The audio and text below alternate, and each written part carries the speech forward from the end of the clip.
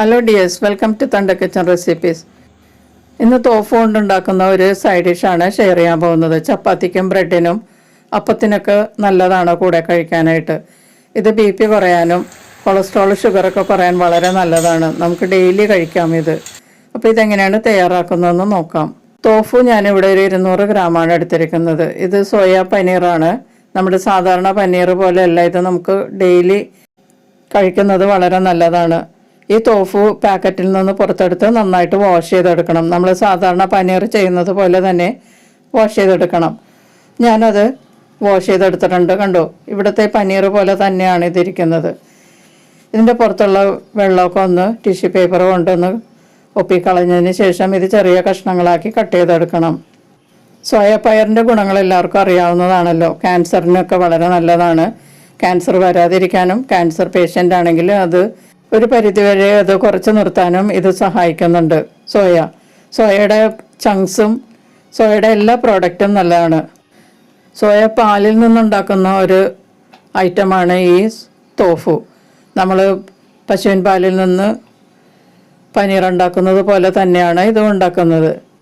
Soya പനീറിനെ tofu എന്നാണ് പറയുന്നത്. Tofu നമുക്ക് ഡെയിലി നമ്മുടെ ഭക്ഷണത്തിൽ ഉൾപ്പെടുത്താം. വളരെ നല്ലതാണ്. ഒത്തിരി ആരോഗ്യ ഗുണങ്ങളുള്ളതാണ് ഈ സോയ പയർ വേവിച്ചൊക്കെ കഴിക്കാറുണ്ട്. സോയയുടെ മിൽക്ക് നമുക്ക് കടയിൽ നിന്ന് വാങ്ങിക്കാൻ കിട്ടും. അത് കുട്ടികൾക്കും മുതിർന്നവർക്കൊക്കെ കൊടുക്കുന്നത് വളരെ നല്ലതാണ്. അപ്പോൾ ഞാൻ തോഫു സ്ലൈസ് ചെയ്ത് ഇതുപോലെ ആക്കിയെടുത്തിട്ടുണ്ട്. ഇനി ഇതിലേക്ക് നമുക്കൊരു മാരിനേഷൻ ഉണ്ട്. അതിനു വേണ്ടി 2 ടീസ്പൂൺ സോയ് സോസ് ചേർത്ത് കൊടുക്കാം. അല്പം പഞ്ചസാര തൂവി കൊടുക്കാം. സോയ് സോസിന് പുളിയാണ്, അതുകൊണ്ട് കുറച്ച് പഞ്ചസാര ചേർക്കുക. ഇതിലേക്ക് ആവശ്യമുള്ള ഉപ്പും കൂടി ചേർത്ത് കൊടുക്കാം.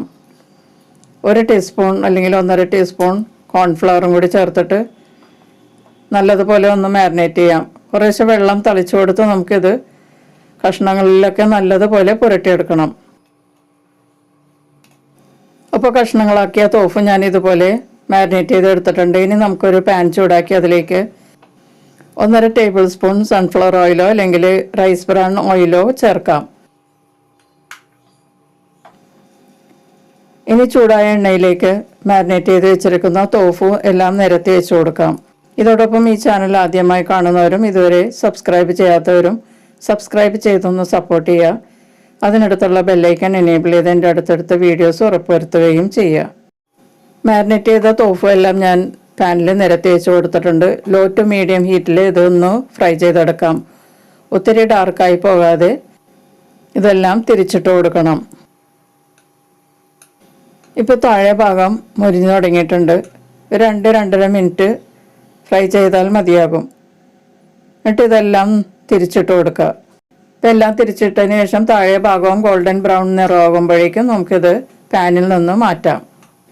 1-2 തിരിച്ചിട്ട് നോക്കിയിട്ട് പാകമായിട്ടുണ്ടെങ്കിൽ നമുക്ക് പാനിൽ നിന്ന് ഇത് പാത്രത്തിലേക്ക് മാറ്റാം.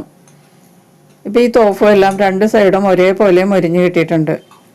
അപ്പോൾ നമുക്കിനി ഇത് ഒരു പാത്രത്തിലേക്ക് മാറ്റാം.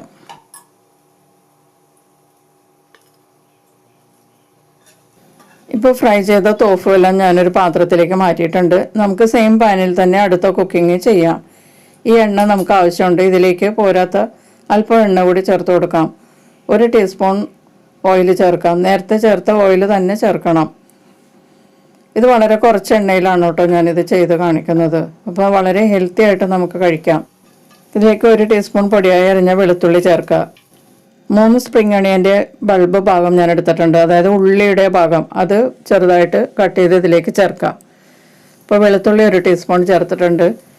സ്പ്രിംഗ് അണിയൻ്റെ ബൾബ് ഭാഗവും സ്ലൈസ് ചെയ്തത് ഇതിലേക്ക് ചേർത്തിട്ടുണ്ട്. ഇനി ഇതെല്ലാം കൂടി നല്ലതുപോലെ ഒന്ന് ചൂടാക്കുക. മീഡിയം ടു ലോ ഹീറ്റിൽ വേണം ഇത് ഫ്രൈ ചെയ്യാനായിട്ട്. വെളുത്തുള്ളിയൊക്കെ നല്ലതുപോലെ ചൂടായ മണം വരുമ്പോഴേക്കും ഇതിലേക്ക് സവാള സ്ലൈസ് ചെയ്തത് ചേർക്കാം. ഒരു വലിയ സവാള കുറച്ച് കട്ടിയിൽ സ്ലൈസ് ചെയ്ത് ചേർക്കണം. പെട്ടെന്ന് കുക്കായി പോകരുത്. ഇടയ്ക്ക് നമുക്കിതൊന്ന് ബൈറ്റ് ചെയ്യാൻ കിട്ടണം.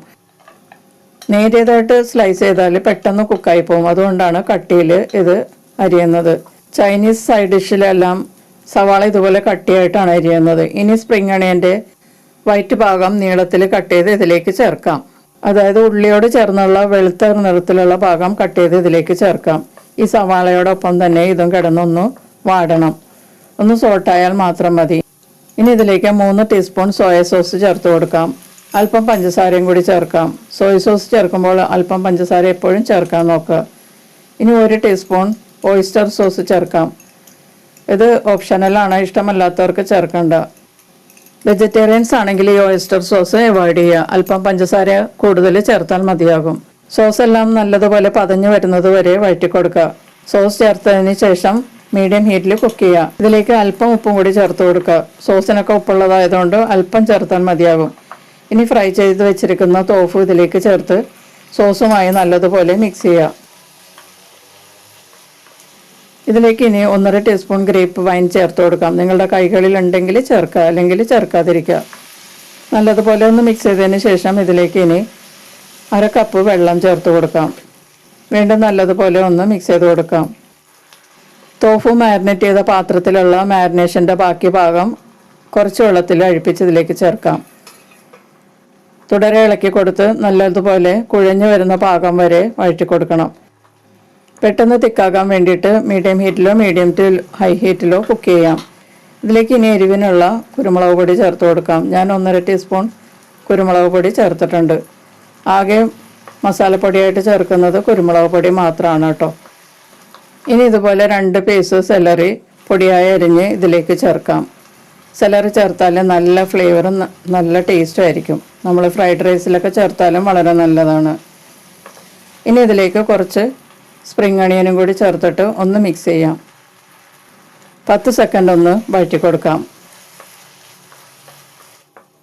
ഇപ്പോൾ Chinese സ്റ്റൈലിലുള്ള tofu stir fry ready ആയിട്ടുണ്ട്. വളരെ കുറച്ച് സാധനങ്ങൾ കൊണ്ട് പെട്ടെന്ന് നമുക്കിത് ഉണ്ടാക്കിയെടുക്കാം. നല്ല ടേസ്റ്റുമാണ്. പിന്നെ ഇത് വളരെ ഹെൽത്തിയാണ്. നമ്മളുടെ BP കുറയാനും കൊളസ്ട്രോളും ഷുഗറൊക്കെ കുറയാനൊക്കെ നല്ലതാണ്.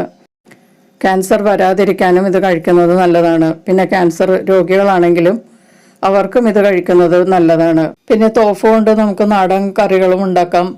ചില്ലി തോഫു ഉണ്ടാക്കാം. ബട്ടർ പനീർ മസാല ചെയ്യുന്നത് പോലെയൊക്കെ ചെയ്യാട്ടോ. പിന്നെ നമുക്ക് വേണമെങ്കിൽ പനീർ ബുർജി ഉണ്ടാക്കുന്നത് പോലെ തോഫു ബുർജി ഉണ്ടാക്കാം. സാധാരണ പനീറിൽ ചെയ്യുന്ന എല്ലാ ഡിഷസും നമുക്ക് ഈ തോഫു കൊണ്ട് ചെയ്യാവുന്നതാണ് കേട്ടോ.